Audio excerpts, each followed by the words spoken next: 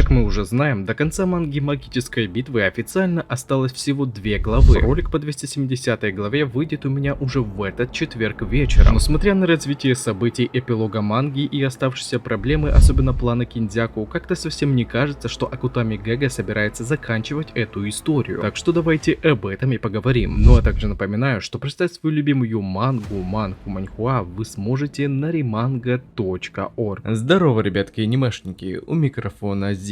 А вот ребята, которые оставили свой коммент под прошлым роликом. Ну а мы начинаем.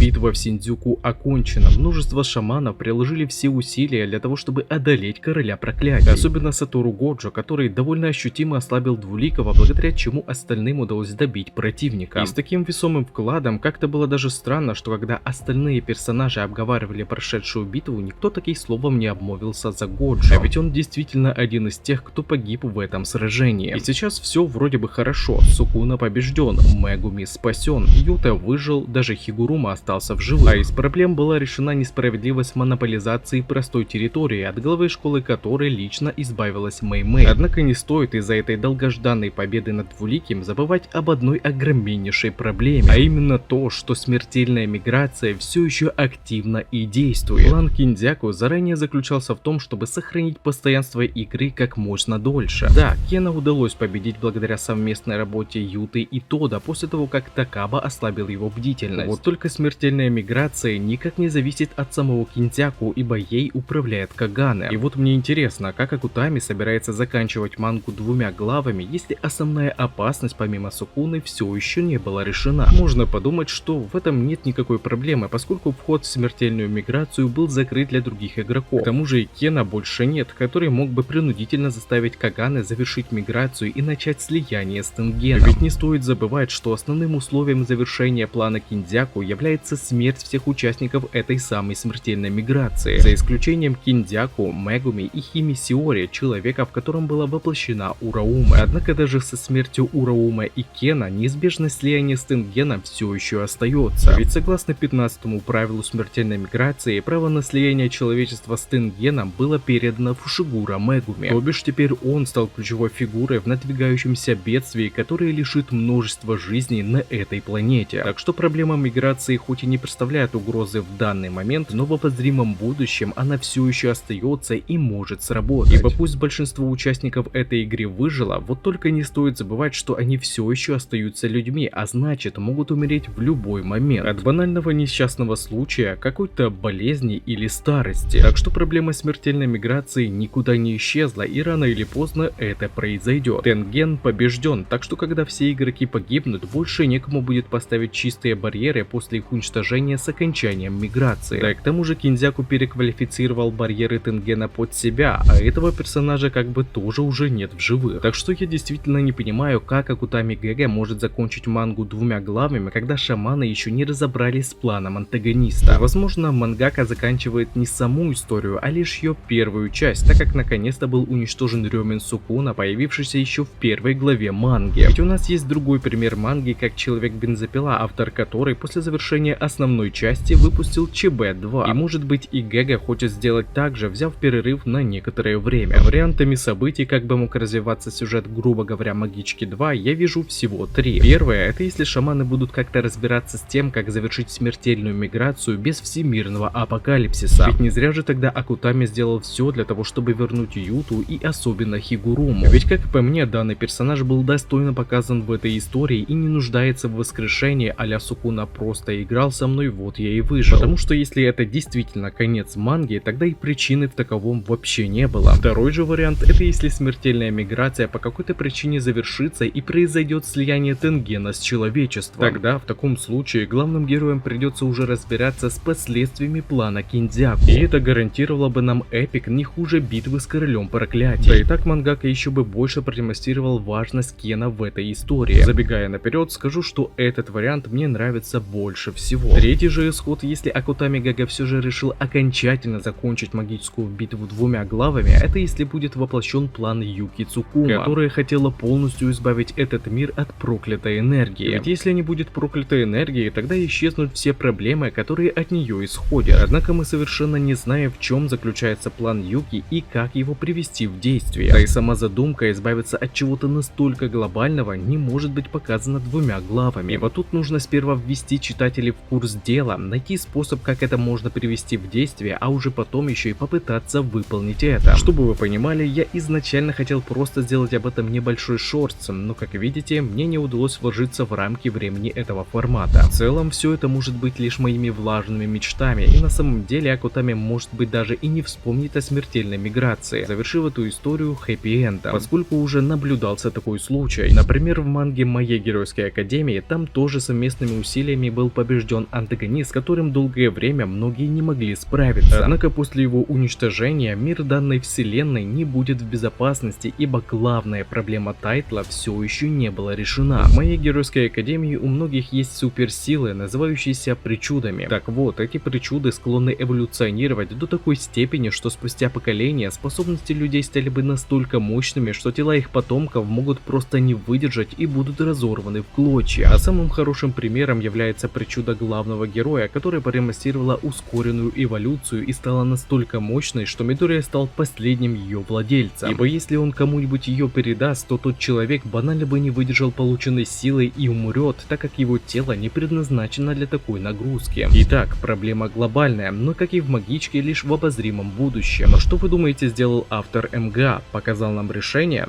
Нет, Хорикоши просто сделал хэппи-энд, позабыв об этой проблеме. Так что будет очень грустно, если Акутами Гага поступит подобным образом. Спасибо Селебрикалу за то, что обсудил со мной эту тему. Пишите свои мысли по этому поводу в комментариях, насколько вы считаете реальным продолжением истории магической битвы, и что, по вашему мнению, могло быть показано в данном сюжете. И также не забывайте, что прочитать свою любимую мангу и не только вы сможете на remanga.org.